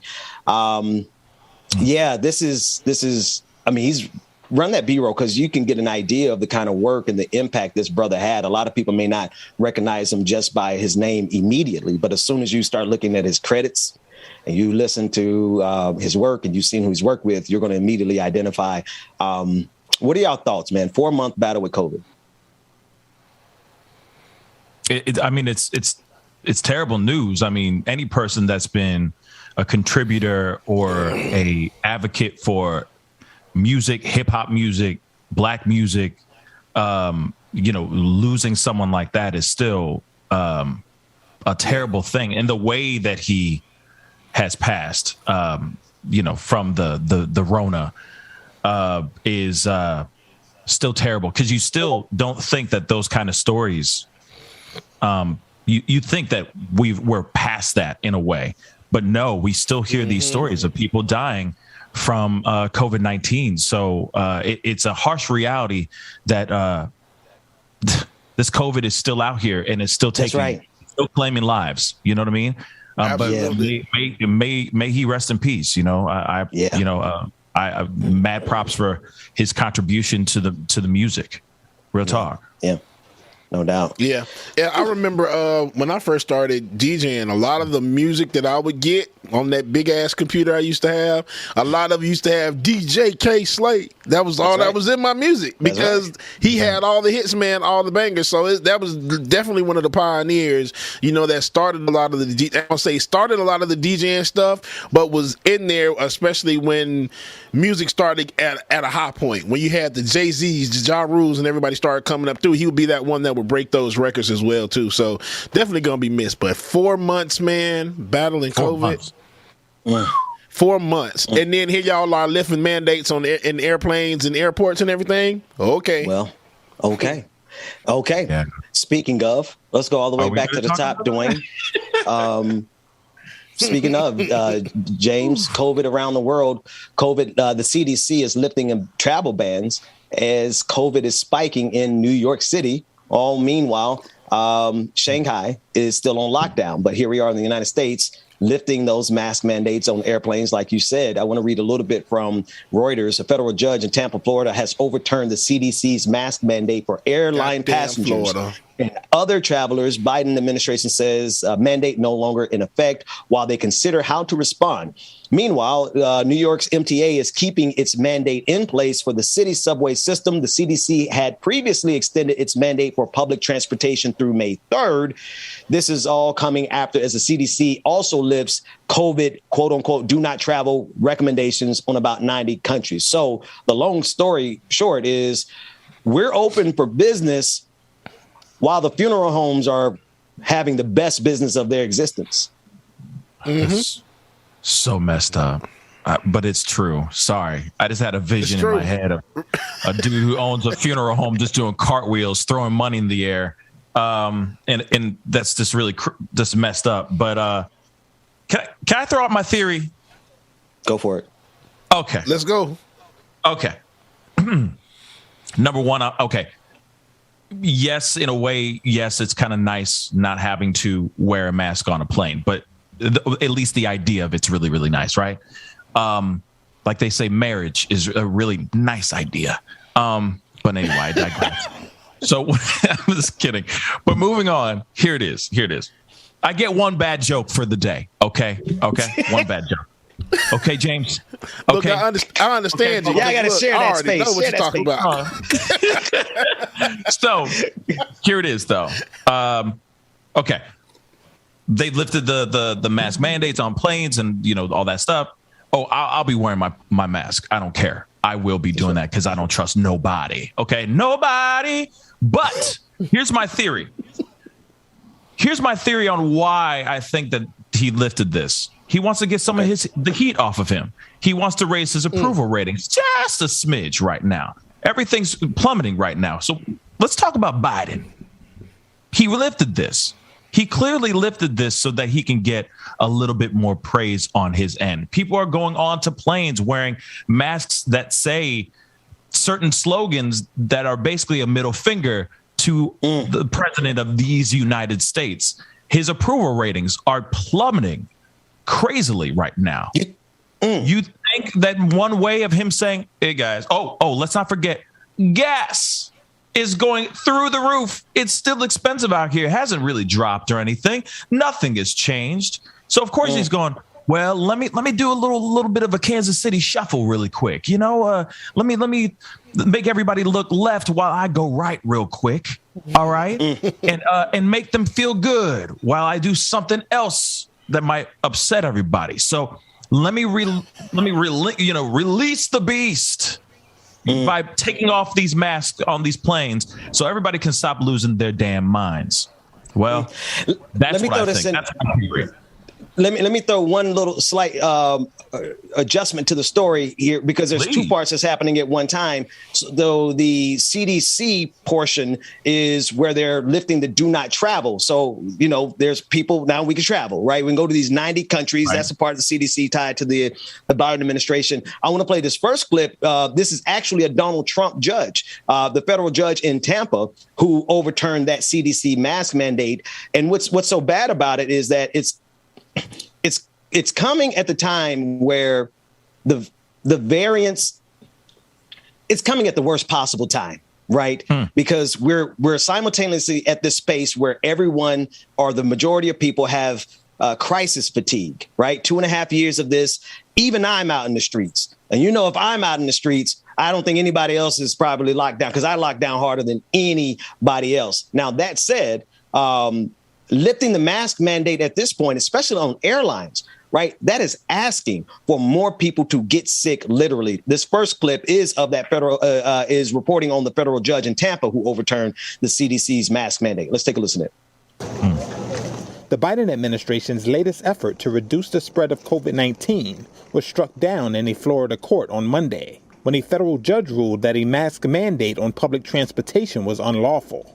U.S. health officials just last week extended the mandate by 15 days, requiring travelers to wear masks on airplanes, trains, and in taxis and transit hubs, saying they needed time to assess the impact of a recent rise in COVID-19 cases. The latest ruling, made by a district judge appointed by former President Donald Trump, came in a lawsuit filed in Tampa last year by a group called the Health Freedom Defense Fund. The judge argued that the U.S. Centers for Disease Control and Prevention had exceeded its authority with the mandate, had not sought public comment, and did not adequately explain its decisions. The judge sent the issue back to the CDC. But in the meantime, a U.S. administration official said the Biden administration will not enforce the U.S. transportation mask mandate. So this is obviously a disappointing decision. White House Press Secretary Jen Psaki called the judge's decision disappointing, adding that the Biden administration would continue to recommend that people wear masks. The ruling could create confusion on airplanes where the mask mandate has caused a surge in incidents and altercations between airline officials enforcing the mandate and passengers rejecting the demand they cover their faces. The Federal Aviation Administration said that since January 2021, there have been a record 7,060 unruly passenger incidents reported, and 70% involved masking. The ruling comes as the CDC on Monday dropped its do not travel COVID-19 recommendations for about 90 international destinations. You know what, fellas, what bothers me so much about this particular story is how far this country is willing to go to make sure that some heart disease-ridden white man with shades who likes Donald Trump isn't mildly inconvenienced for a 3-hour flight, while his nasty COVID-drenched breath infects everyone else on that plane. This country bows down to those grossly mediocre and probably very stinky men in such a fashion that now we have a federal judge overturn this mask mandate, and it's going to get people killed. 7,000 people having confrontations on a plane, yeah, that seems a lot. But when you consider that they are men children, underdeveloped mentally, socially and emotionally stunted, So much so that they can't put on a damn mask to save other people's lives. I'm sorry. The only thing that we should do with people like that is throw them out of the plane. But then other people would get hurt. Sorry. Go ahead, guys. I'm kind of just upset how just like one goddamn judge in one state do this out of goddamn 50 can do this. To me, when I heard the news yesterday, I'm just like, wait, so you telling me that's all we got to do in this country is got one judge to overturn a ruling? So I got plenty of stuff that can be overturned that I can think of that's way more important than this, because right now they're saving lives. I mean, last time I was on the plane, it was a mother sucker next to me. Bro, I'm glad you have your mask on. So now we're just going to go ahead and just put people's lives in danger versus you overturning me, got to pay my student loans back? Okay, Come on, man. Come on. Great. I appreciate it. You said a word there, James. That part. That student loans is gonna be my go-to for every damn thing in this country, because right now, boy, that's y'all care about everything else but the shit that y'all need to care about. Real talk. Right. That's right. One judge, one state, and this judge was appointed by Donald Trump. And I mean, unfortunately, the federal judiciary does have this capacity if a judge wants to just simply do it. And Donald Trump, I think it was over 80 federal judges. Donald Trump got to appoint nearly or more than 80 federal judges, many of whom weren't even qualified. And the reason he appointed them were for situations just like this, James, so that this one judge can put the rest of America's lives at risk because of a bunch of nasty looking dudes with shades. Go ahead. Pull me out of this before I get. I'm trying not to say the real stuff that I'm going to say later. Go ahead, Pascal. What are your thoughts on this? Men, children. So my thing is my problem is, okay, we ain't ready. Okay, this is the opposite of Tiffany Haddish. Okay, we ain't ready. Okay, we're not ready. And I don't know why we're being put into this situation when you see Shanghai, people are locked up. No lie. People are screaming out of their apartments, out of apartment buildings, out of their buildings to be released, for salvation. They're locked up that hard because of this outbreak that happened over there. There are still numbers increasing, just like you just told us just a second ago. I didn't know about numbers in New York, but that's still a very surprising piece of information. So, yes, I get it. We're walking into the summertime. Usually the numbers go low, and we think, okay, everything's going to be just fine. We're going to be great, right? But then it's always the fall that comes around where the numbers start to increase. This is going to be mostly a seasonal thing for us. Why would they do something like this when you know for a fact that people are going to be traveling internationally? People are going to get sick, regardless if they want to or not. But if there's a way that we can stop this or lower the chances of transmitting these variants out here, then why not do that? It's asking too much, Pascal. It just doesn't make any sense. It's asking too much for me to put on a mask. Here it is. Asking for too much. How long have we been doing it? So keep asking for too much. That's right. For one more year. Like, give us one more year. 365, 365 days.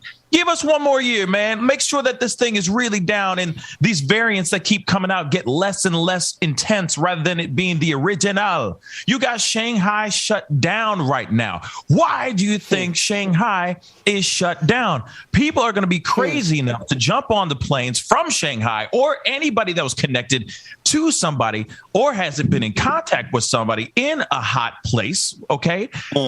Jump in a plane, fly over to America, and then, I mean, it's just the song that doesn't end, man. You know what I'm saying? So for me, I'm like, all right, why? I get it. I see beyond the BS, right? I see beyond the stuff. I'm seeing beyond the veil, and I know what they're trying to do. They're tired of people fighting over things, craziness going on at 32,000 feet in the air, so on and so forth. But hey, F it. They got air marshals for a reason. Thank you. Hit those people in the jugular and sit them down and put a mask on them. You know what I'm saying? And then we'll be okay. Clearly, the air marshals must be in short supply, because in all of these incidents on airplanes where all this stuff's going on, I sure the hell don't see not nan air marshal in any of that stuff. That's right. Now, listen, I want to, before we go to that point, because that's an important point, the clip that we was playing was footage of the individuals, the people in Shanghai, screaming out of their windows. Let's play that real quick so everyone can see what you were talking about, Pascal. It's creepy.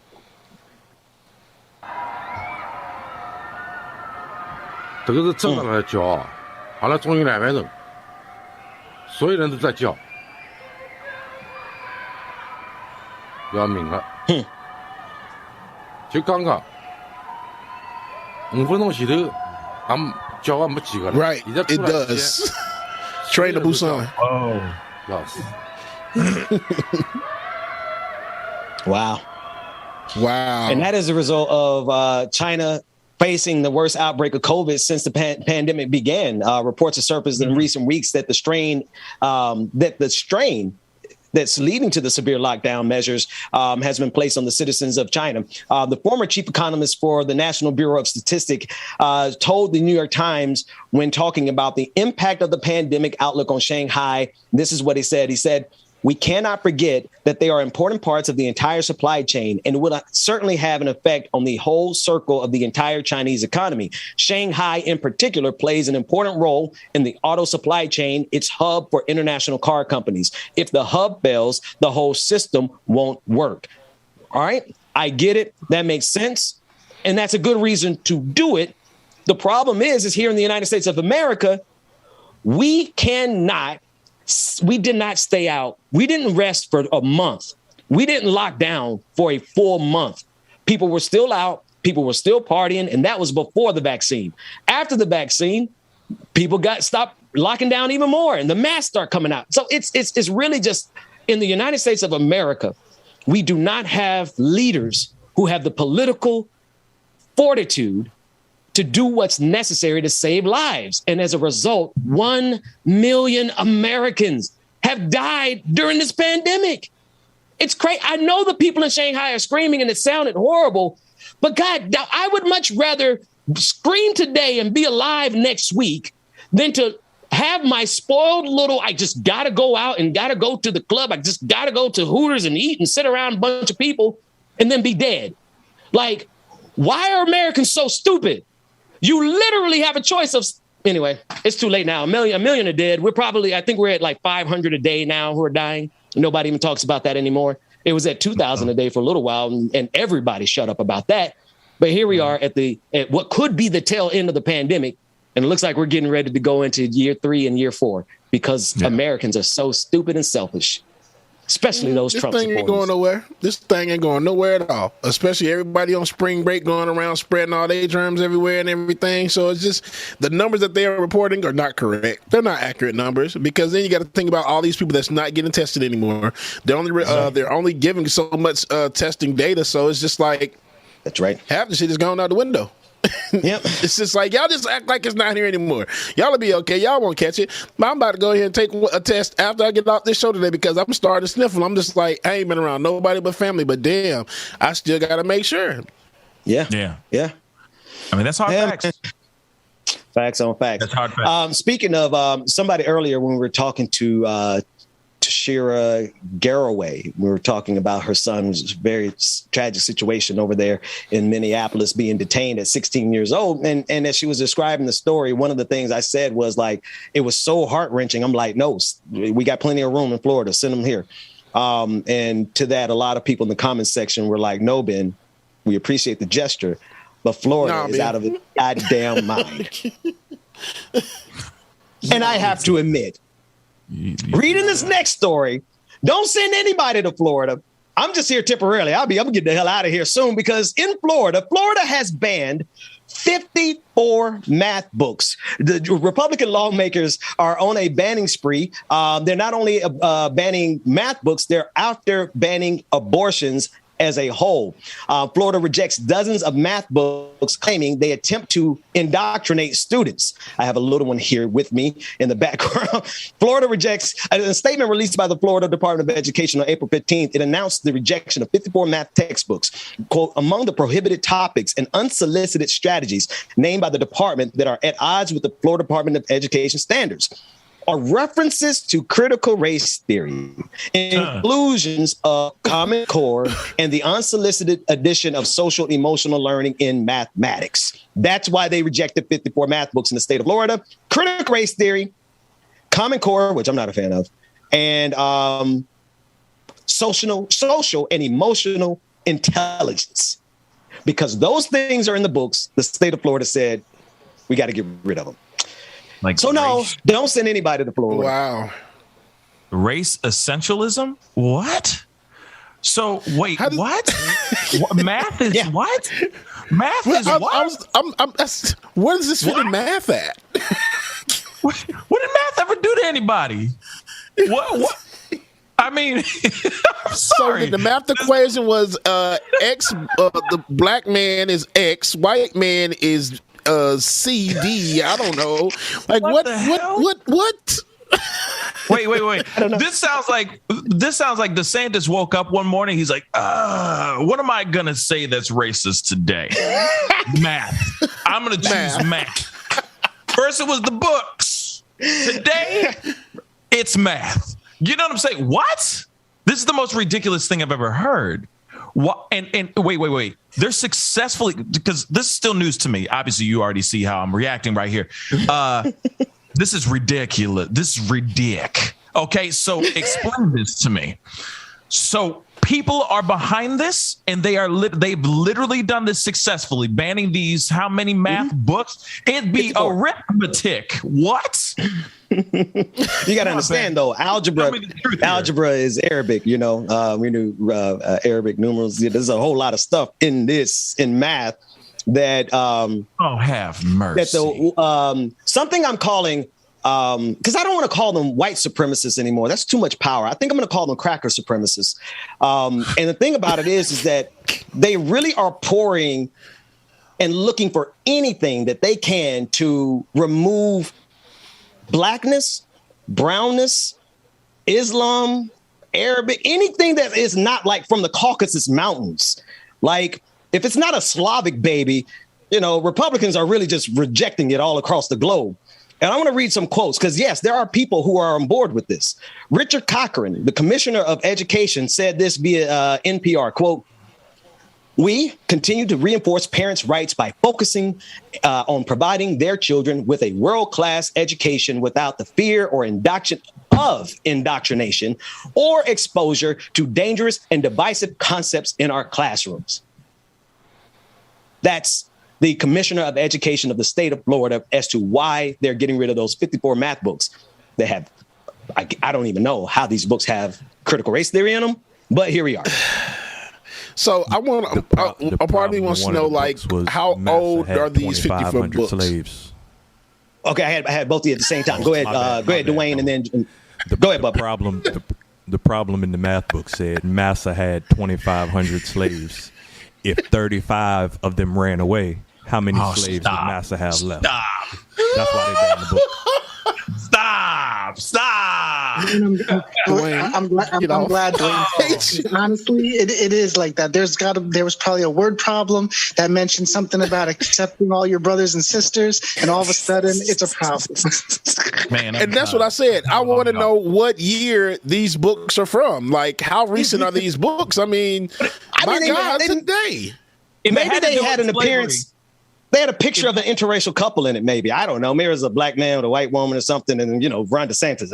Ain't the book black? Oh, I forgot. They got color books now. Okay, never mind. I forgot. See, I'm that old. My books was in black and white, bro. Shit. And correction, Dwayne, correction. If there was slavery in there, they would have kept that ish in there. Real talk. They would have. They would have. Well, you know what I'm saying? But I get the joke. It's funny. But I'm like, nah, actually, they would keep that in there. They'd be like, everything else is wrong except this one page. This one page is right. Okay, we got to teach our kids. Massa. I remember Massa. He's a great person. What? Yeah, we're gonna keep him. Oh man, what math is racist? What math? What? I just how it be racist? Calculus. Calculus is racist as hell. It's the derivatives for me. It's the derivatives. It's racist ass derivatives. I feel bad for every single child. I feel bad for every single, like, real talk on a real tip. I feel really, really bad for every single child that has a knack for math, that has a love for math, that wants to use math to, I don't know, expand their mind, to do more things with computers, electronics, so on and so forth. Whoever is living in Florida right now could be the next Steve Jobs, the next Bill Gates, the next big time surgeon to save the world. You need math for those things. And if you're taking certain things out, like math and science, let's not forget that too, but you need those things. And if you are not, if you're taking out 50 some odd books from all these schools because it's going to indoctrinate the children, I'm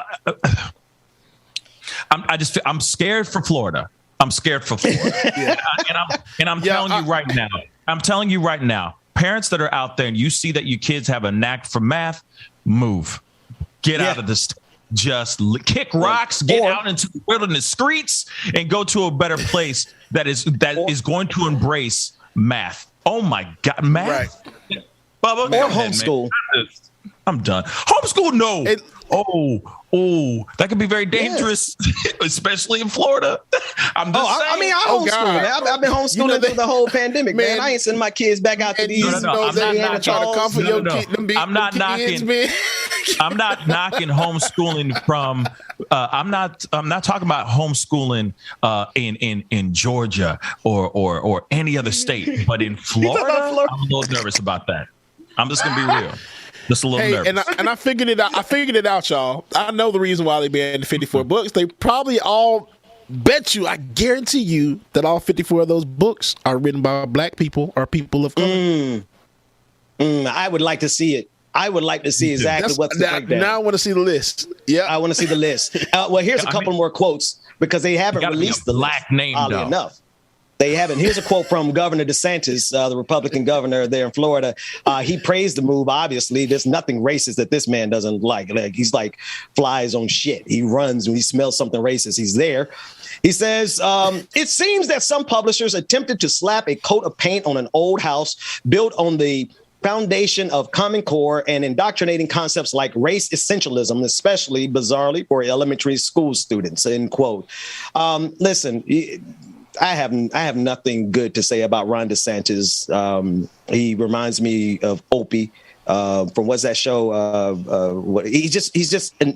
He's the village idiot that saw Donald Trump actually make it to the White House, and now he's like, well, if that moron can make it, I got at least one more working digit than him, and he's now trying to make himself nationally known to be the next president. That's Ron DeSantis, but he is currently the governor. And he's signing these pieces of legislation. He's overturning these books. He's overturning the mask mandates. He's literally doing everything he can to make Florida a shithole country, a state. Yeah, the math ain't mathing with me on this one. Okay, I'm not with it. I'm not with it. I'm not. I saw what you did there, Pascal. Good job. Thank you. You're welcome, James. Okay, aloha. Big metal fan. So one of the things that I would say, if they really were sitting there going, oh yeah, it's because these black individuals wrote this book, it better be the blackest damn name in the world. It better be a voodoo Blackson. You know what I'm saying? It better be the most Malcolm Jamal Abdullah. Okay, listen, we are not going to have the blackest name game on this show this morning. Just saying. Okay, because I taught some pretty hood schools. Now I got some names for you, Shaniqua. Anyway, and that's just the beginning. But no, I certainly hope. I don't hope anything for Florida except for the Ron DeSantis to. May Ron DeSantis have as pleasant of a life as everyone he has made suffer in the state of Florida. I hope that's how his life goes. Let's go to better news. If you like football, I'm sorry. You're hoping the whole universe falls on these people. Like y'all remember that scene in Iron Man when Thanos in Infinity War when Thanos pulled the whole moon down on Tony Stark? Like some of these bastards really do need an entire asteroid to fall on their house. Like Ron DeSantis just need the whole damn snap, Ben. Damn the planet. Just go ahead and snap all their asses. Snap all these racist, mediocre, saltine supremacists. Oh, the alliteration is safer. I'll use the alliteration. Saltine supremacists. I'll go further with that. One last story. Your boy, Colin Kaepernick, he's willing to come back to the NFL as a backup quarterback. He is still out there hitting it. He is still out there practicing every day. We've seen videos across the years, and he's letting it be known that he still wants to play. Let's listen to this quick clip as he breaks down his thoughts. In one of his first interviews in years, Colin Kaepernick says he still hopes to once again be an NFL quarterback. Do you want to play football? Absolutely.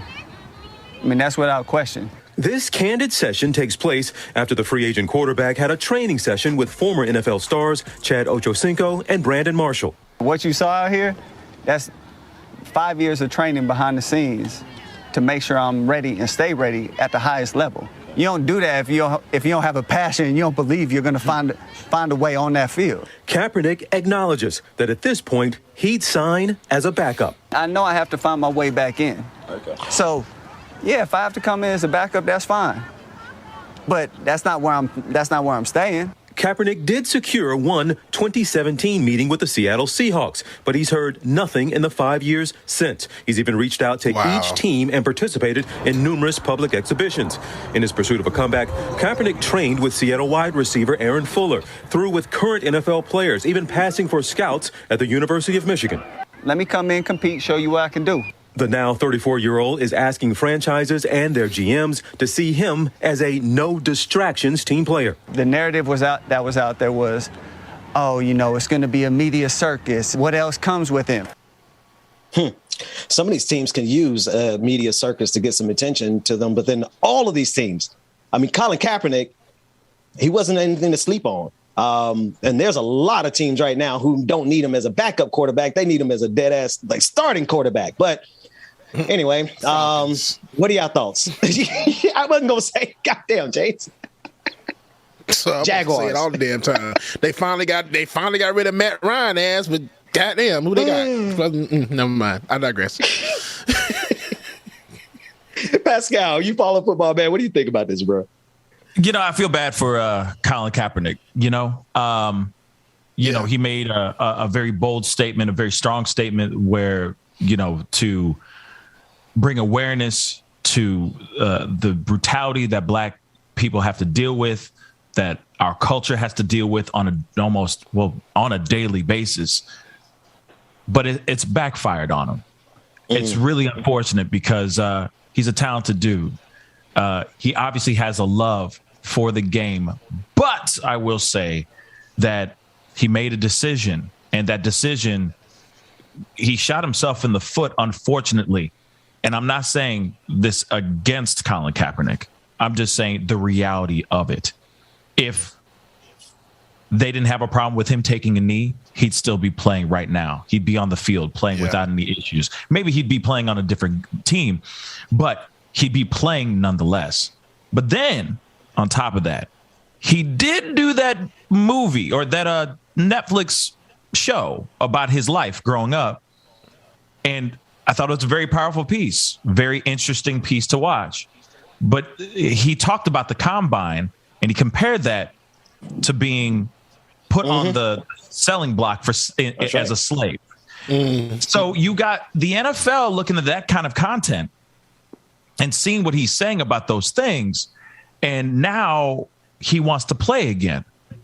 Yes, I could see why the NFL is going, well, I don't know. You know what I'm saying? Just a little bit of a pause. You see what I'm saying? But it's unfortunate. I feel like he did the right thing. I really do think that, but I think that it's had a very he's been suffering the repercussions of his choices and his actions. I think he shouldn't be playing. I think he should focus on being a public speaker, being an advocate out here, writing some books, so on and so forth. You think he should let it go? I think he should let it go. Yeah, I'm sorry. It's done. Unless there's a way that he can redeem, like a way that they cannot redeem, because he doesn't have to redeem anything. His choice was amazing, and I'm with it all day long. But unless there's a way that they can have some reconciliation or clarity between the NFL and Colin Kaepernick, I just don't see. They're not though. But they're not. I mean. The only thing that backfired is that he actually is playing in a league that is racist as hell, right? Yeah, absolutely. Team owners who carry themselves as slave masters, right? With that level of entitlement just because you're paying these guys. And he's right. The combine does look like an auction block, right? There's a lot of comparisons there. But you gotta. I never really thought about him not playing anymore, though. That's an interesting take. Maybe he shouldn't. I think that's something good. I guess it's a lot of different things, because there's a lot of truth that's starting to come out. That coach that just came out saying that there is racism within Flores. Brian Flores. Say again. Brian Flores, NFL coach. Yes, Flores. Thank you. You know what I mean? Saying that there is. So there are truths to these things that are coming out now. Things are starting to surface, but unfortunately, he is the scapegoat. He is he is the whipping boy. So, of course, he's the one who struck the match that started this fire. And I feel like they're looking at him as the boy with the burnt match in his hand. You know what I'm saying? Yeah. And the house is on fire behind him. And they're just going, well, you're the one who did this. You're the one who started this fire. So you're going to have to suffer looked at the rabble rouser. Exactly. And so that's why, even in that video where in this interview, they're sitting there going, are you going to stir the pot, or are you just going to keep your head down and play? I think that's one of the things, that's one of the big, heavy things that are hanging over any football team's head. So with that being said, I mean, I would love to see him play, but I think he took he made a big statement. He made a big sacrifice for the betterment of all of us. And I think there's another route he can go down, and it may not be him throwing around the pigskin.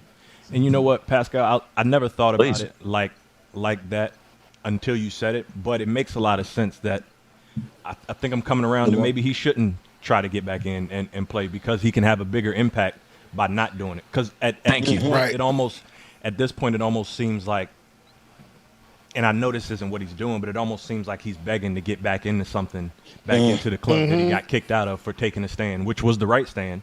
But at this point, he could probably have a better impact outside of the game than being somebody's back. Oh, that's for sure. Somebody to just sign, and he'd be just this show pony for a team to sign and say, look what we're doing. Do you really see him playing and winning a Super Bowl anytime soon? I don't think. No, I don't think so. Right. I think he has more. I don't think they'll give him an opportunity. I think he has a skill set to do it, though. He has the skills to do it. He's only 34. He has the skill set, but he has more. He has more push and more pull and more influence out here by using his outside words, the field, by using his presence and who he is, than him throwing that damn ball. I just think what he's doing and what he has done is more powerful, and I think he needs to lean on that hard out here. Get with some coaches, get with some not football coaches, like speech coaches, media coaches, people that can teach him how to speak in front of the camera, in front of the microphone. Move. So you said he should lean in. The world. Lean in. Yes, he should lean all the way in. And I understand he probably is going, man, I need to secure a bag. I get that piece too. We all got to eat. There's a way he can do this and still secure a hefty bag. So to me, let me read this comment real quick. Let me read this comment from Shelby on YouTube. Said, I know how hard it is to let a career go when it is your entire identity, when your entire identity is wrapped up in it, but it is possible and better things will come. Dwayne, if you would slide through that clip, because there's a part where I actually think I'm going to agree with all of you. There's a part in that clip where he basically says, I'm not going to make a scene. That's a summary. I'm paraphrasing it. And this is how CNN set it up. I want us to hear that portion again, because if him getting back on the football field means that he has to sacrifice his voice, then I too don't think he should get back on that football field. I don't know if you see that part, Dwayne, but let it play real quick. Okay. It's almost like he's contradicting himself if you really think about it, because you're saying that you being that voice and doing everything, but now you're basically saying that if I get back out there, I'm gonna shut the hell up and y'all won't have to worry about me doing anything. Yeah. So now all of this stuff that you did, basically you're willing to just throw that under the rug. You're sweeping under the rug and say, hey, I did it, but yeah, it's in the past. I'm not doing that no more. So when it comes up to it again, are you gonna do that? If it comes to a situation where you're being wrongly done and you see that your people are being done wrong or whatnot, are you going to stand up and stick up, or are you just going to sit back and not do anything at all? Because now people are going to look for you to be the leader and stuff like that. They're going to come to you for advice and find out what's going on. Like, hey, the NFL is doing X, Y, Z to me, so you think you can help me do this? That's what's going to happen. Jesus Christ. Dwayne, let me know when you have that. I don't know what this comment is in reply to, and I normally stay out of the comment section, but this is one of my favorite comments ever. It said, I agree. This is from Sydney Butler. I agree, but it's hard to see the picture when you're in the frame. Y'all, I know that might not be deep to y'all, but like I've been struggling with that over these last 2 years. It's really hard to understand what's going on when you're inside of the movie. Can I? Do you mind if I piggyback on that? Because that is a very good point there, because I feel like that's what's going on with him. That's a perfect. Sydney Butler just said something, like just dropped a bomb. Seriously, a truth bomb here, because here it is. Think about where Colin Kaepernick is sitting right now. He grew up loving the game of football. That's the one thing that's the one main thing he knows what to do, right? It's the only thing he knows what to do. But then suddenly out of nowhere, he gets thrust into a different category. And I can see where somebody who's going like, oh, I just want to be a musician. But then suddenly they find out that they're really good at something else, or that they get thrust into something else, right? All their life, they've only been playing music. But now they're asked to do something complete, like wear a different hat. There's still a part of him that's dragging him back over into sports, for example. He's still going, but I got to throw the football. I got to, because that's what I know. That's all I know. And it's like, no, y'all. No, man. We see you over here. Just come back over here. You're going to be fine. But this is normalcy for him. This is his comfort zone. Being out here is uncomfortable. So that's why he's still trying to do something, still trying to secure that football deal, because this is all he knows. And I don't think maybe he doesn't have the right people around him, doesn't have the right team. Maybe he doesn't even know what to do with what he has done, right? To turn this into something more powerful and more palpable out here. That's why I say get a team, talk to the right people. But he is fighting against something so badly. And it's like you go and you get into a football team, you're just going to shut the hell up? Oh, hell no. You're going to lose all respect. But play that part, Dwayne. And their GMs to see him as a no distractions team player. The narrative was out there was, oh, it's going to be a media circus. What else comes with him? I don't know. Well, you know what? Ultimately, the brother do whatever he wants to do. Go forth, do what you think is best for your life, brother. And I think it is a statement more of how racist this country is. The NFL still racist, drenched with saltine supremacy. But if that's what he wants to do, go for it. I still agree with you, Pascal. I think there's a whole lot more for him out there, and I hope that he gets to realize that soon. We're at the top of the hour. Pascal, your show's coming up, man. You've been doing some great things over at your channel, man. Got all the people watching and streaming, the 10,000 people watching you live. Tell everybody how they can get up with you and watch your content, man. Yeah, please hop over to youtube.com/The Pascal Show. I'll be on for a very short while today to talk to you guys about a new story, or actually developing story. So if you're interested to find out some new information revolving around the young boy, 14-year-old Tyrese Sampson, who fell to his death from the free fall ride, there's some new information that just popped off. So I'm going to be hopping on here in just about 5 minutes to break this new information, and hopefully we can get. Hopefully the family will get some clarity and some justice for this young boy. So please hop on over to youtube.com/The Pascal Show. Hit that subscribe button and let's have some fun. No, we're going to see you in a few minutes because this is a good time as any. Rebecca couldn't make it with us today. We love her. We'll see you tomorrow, Rebecca. We're going to call it here. I want everybody on our channel. Let's go over together. Let's go raid his YouTube channel as he gets ready to do this broadcast, because that story is a heartbreaking story, man. So it is. Bless you for extending coverage on that. I couldn't talk about that for more than one day. But God bless you, man. No, I appreciate it. Pascal, real quick, man, before you get out of here, man, there can be 100 people in the room and 99 won't slap you, but one will.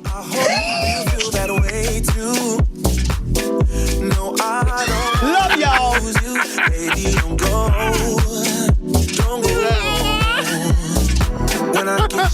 All right, y'all make sure y'all go ahead, jump off over here and go ahead and head over to Pascal's channel. I will be joining myself as well because I saw that update and I do want to know some more information, man. So hey, make sure that you go on and head over to Pascal's channel, man. And before you leave here, hit that like button, comment, share, subscribe, and all that other good stuff. Pascal, we appreciate you coming through today. George, we appreciate you this morning as well, too, and your guest as well. Dwayne, David, we appreciate y'all as well, too. Everybody is out there watching. We love y'all. We mean it. We will see y'all in the mañana. And your affirmation for today is, I am grateful for a life that makes me happy. I am grateful for a life that makes me happy. Happy Taco Tuesday. Y'all gonna be great. Love y'all. Mean it. We'll see y'all in the morning. Benjamin Dixon Morning Show is out. I promise you'll never leave me when it comes to you and me. There's no one else I'd rather be with. When I get you back, oh yeah.